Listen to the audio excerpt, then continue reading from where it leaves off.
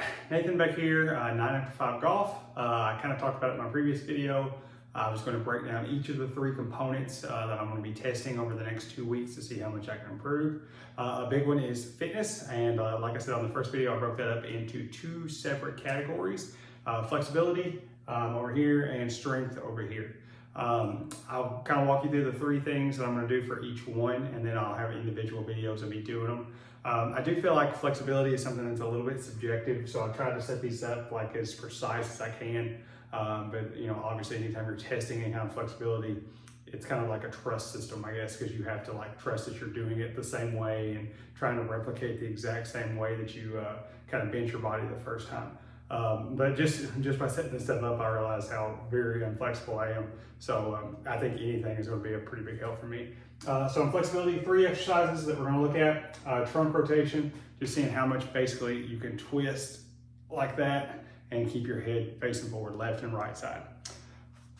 Next one is a big one for me because when I did my swing analysis, the biggest thing in my swing flaw, the biggest swing flaw that I had was I had very little external shoulder rotation. So when I pulled a golf club back, I couldn't get to here and then rotate to flatten the club out. So this is one that I really want to spend some time over the next 2 weeks trying to fix. In order to do this one, we'll put my back to the wall and kind of measure the distance.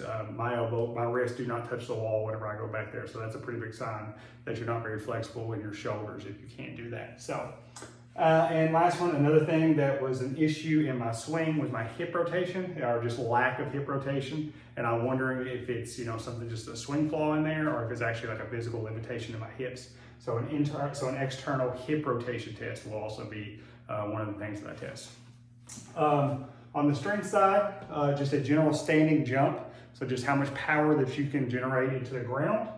A seated front throw, so I have a medicine ball. So I'm going to sit down on a bench and see how far I can throw a medicine ball. And last one, a side medicine ball throw. So same thing, except you're standing from the side, medicine ball in your hands.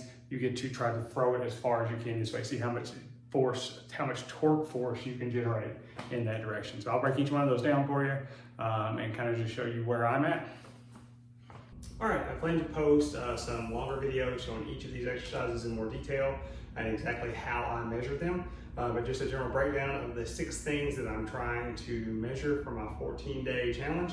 The first one is trunk rotation. So I'm just going to basically grab a PVC pipe, see how far in each direction that I can rotate my trunk.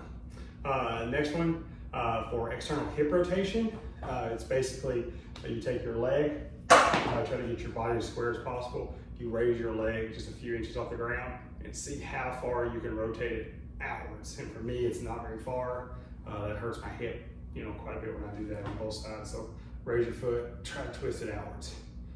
Definitely something I'm liking. And then for the last one, flexibility wise, is external shoulder rotation. So what you want to do is get against a flat wall. I'm not against a wall, I'm against a bench, but when I do it, I was against the wall. So you case your arms flat out, make sure your lower back and your shoulders and your feet are all touching, so 3 points of contact. When you do that, try to rotate your shoulders back and see if you can get your wrist flat against the wall. When I do it, I'm still a couple of inches from my wrist touching the wall, so that's definitely another area that I need to work on there. As far as strength goes, 2 medicine ball tosses. So the first one is a seated medicine ball toss. This is a 20-pounder. I don't think it matters how heavy it is, as long as you use the same one whenever you do your baseline and your after test. So right here, seated, back against the bench. See how far you can throw it. The next one, raise this up, is similar. So if it's a standing sideways throw, so right here, trying to twist and throw it. I did it on both sides, so that way and this way.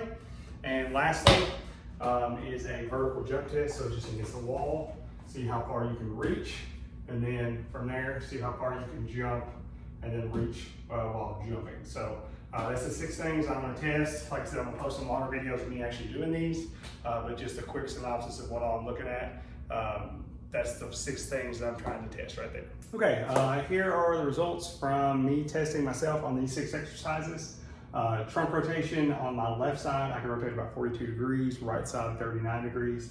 My external shoulder rotation, both arms was about 4 inches from touching the wall, left and right. So just basically no flexibility on either side.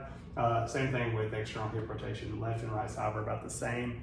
About 3.5 inches was all that I could take my leg and twist it outward. As for the strength part of it, standing jump, from there 15 inches is how high I was able to jump today. Seated throw, I threw the medicine ball 105 inches. The standing side throw, when I threw it from my left side facing the target, I could throw it 189 inches. On my right side, I can only throw it 176 inches. So this is all my baseline stuff. This is what I'm going to use to work on. I'm coming up with a kind of training routine for each of these so that I can work on them over the next 14 days and let's see how better I can get at each one of these during that time span.